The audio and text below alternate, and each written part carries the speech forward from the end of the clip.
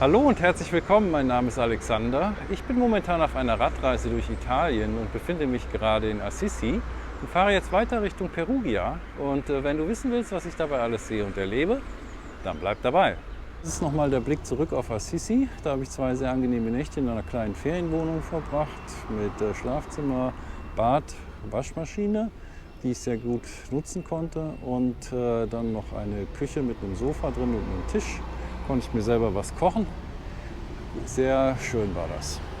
Und die Wohnung lag in der Altstadt innerhalb der Stadtmauern und nur so 300 Meter von dem Hauptplatz, dem Piazza del Comune, entfernt. Das war echt toll. Jetzt muss ich hier aber erstmal von dem Berg runterkommen, auf dem Assisi liegt. Aufnahmedatum für dieses Video ist der 28. April 2022. Es ist recht frisch noch, aber sonnig.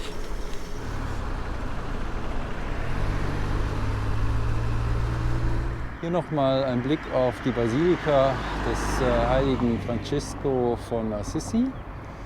Das habe ich ja gestern alles besichtigt. Das war sehr beeindruckend. Und ich kann es jedem nur empfehlen, sich es auch mal anzuschauen, wenn man in der Gegend ist. Bis Perugia sind es jetzt 18 Kilometer. Ich fahre hier so eine mittlere Hauptstraße, die ist auf meiner Karte gelb eingezeichnet. Es gibt weiße, gelbe, orange, tieforange und Autobahnen.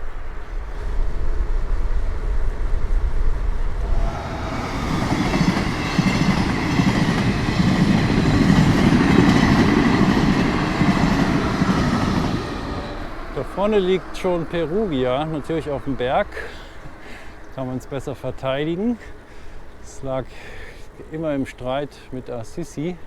Und auch der heilige Franziskus von Assisi ist mal in einen Feldzug gegen Perugia gezogen als junger Mann und ist dann da in Gefangenschaft geraten und musste ein Jahr einsitzen, bis ihn sein Vater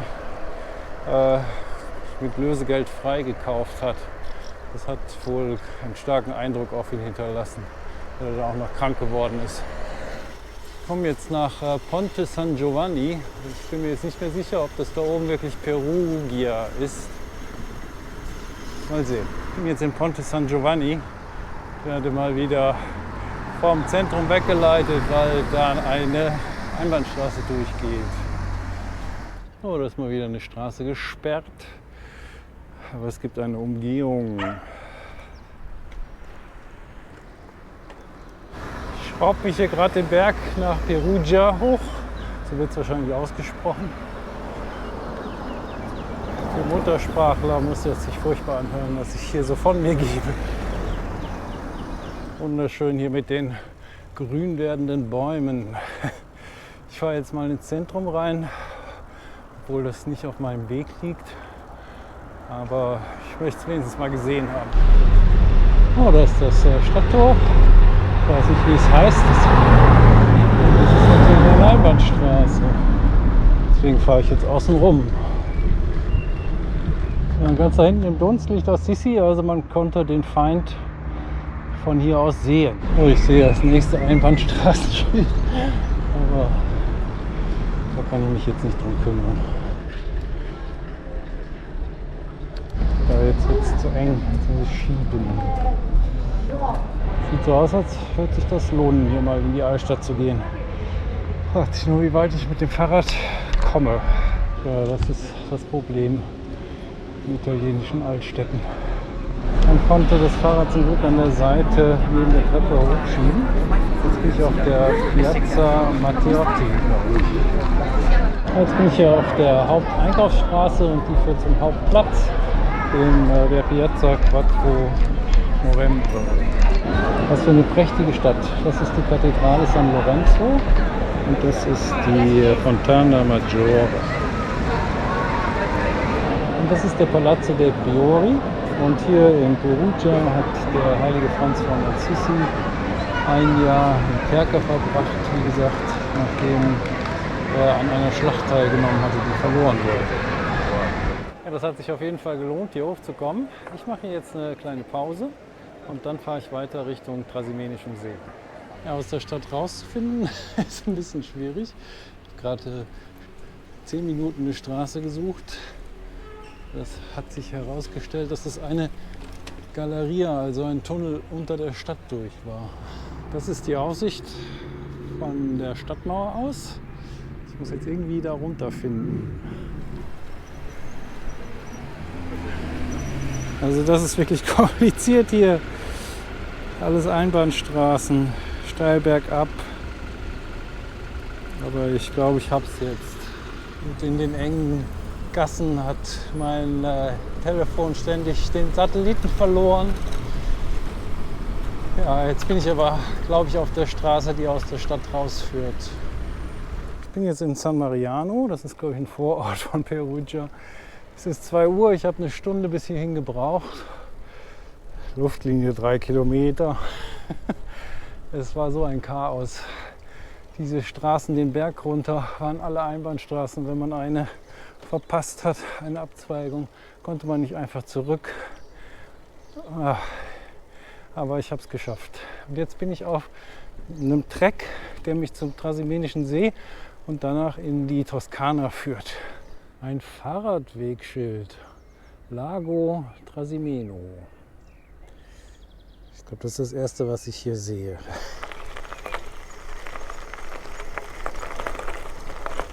Ja, jetzt ist hier, wie gesagt, kein Teer, aber dafür auch kein Verkehr. Es ist inzwischen fast 2:30. Ich muss mir jetzt Gedanken machen, wo ich unterkomme, denn heute ist Freitag und Montag ist der 1. Mai. Das heißt, es ist ein langes Wochenende.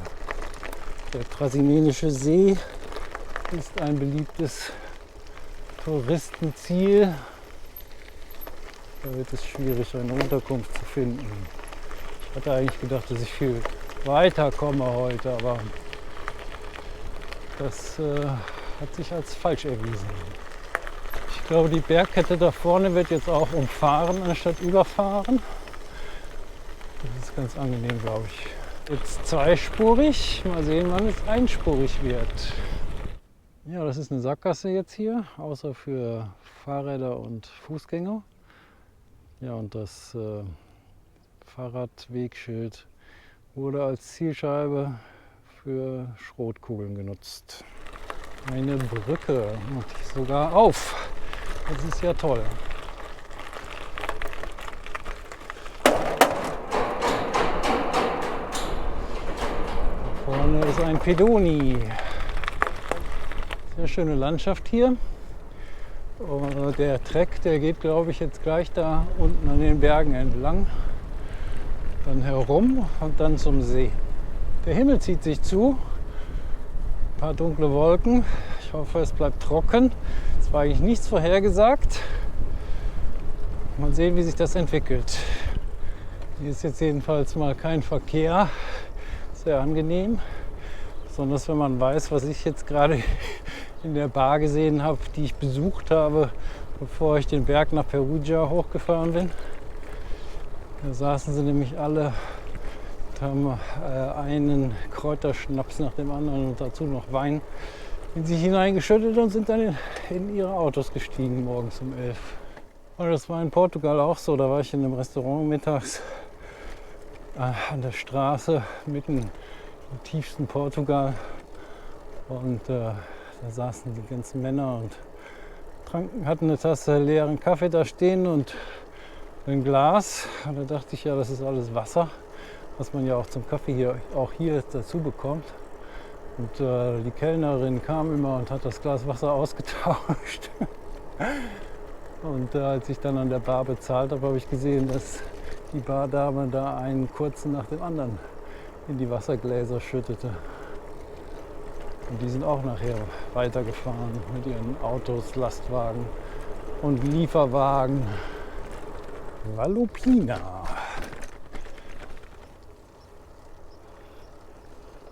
Ja, wenn jetzt der ganze Rest der Strecke bis in die Schweiz über solche Straßen hier gehen würde, das wäre toll. Kaum Verkehr, wunderschöne Landschaft. Hier gefällt es mir. Wenn ich am Trasimenischen See vorbei bin, geht mein Trek dann einmal quer durch die Toskana nach Norden bis zur ligurischen Küste. Ich werde den relativ schnell verlassen, weil ich noch ein paar Orte sehen will, die nicht daran liegen, die ich noch nicht kenne. Wie Pienza heißt das, glaube ich, und Montepulciano und so weiter. Alles, was man so in der Toskana mal sehen muss.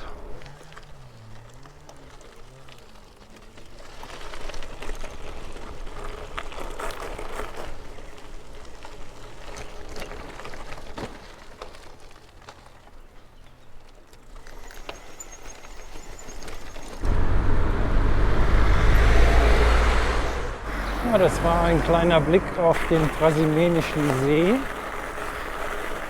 im Gegenlicht. Und oben, jetzt ist er hinter Büschen hier rechts neben mir. Hier ist ein Fahrradweg, aber der ist gerade frisch gekiest und rutscht immer weg. Ist wie Sand. Ja, da ist der See jetzt mal zu sehen. Leider ist es bewölkt und er liegt genau in Richtung Sonne, die aber hinter Wolken versteckt ist, die jetzt auch pünktlich aufgetaucht sind. Ich weiß jetzt nicht, wo es genau lang geht, aber wir werden es sehen. Der Trasimenische See war auch schon in Römerzeiten ein sehr beliebtes Ausflugsziel. Ich habe mal so einen Bericht gesehen, wie sich da so reiche Römer damals Galeeren haben bauen lassen. Richtige Luxusschiffe mit allem Drum und Dran, mit denen sie dann über diesen See geschippert sind. So, jetzt haben wir mal einen besseren Blick auf den See. Sieht ja fantastisch aus hier. Ganz tolle Landschaft und auch ein sehr schöner Fahrradweg. Um den See herum ist so ein Schilfgürtel, aber ich glaube, es gibt auch Badestellen.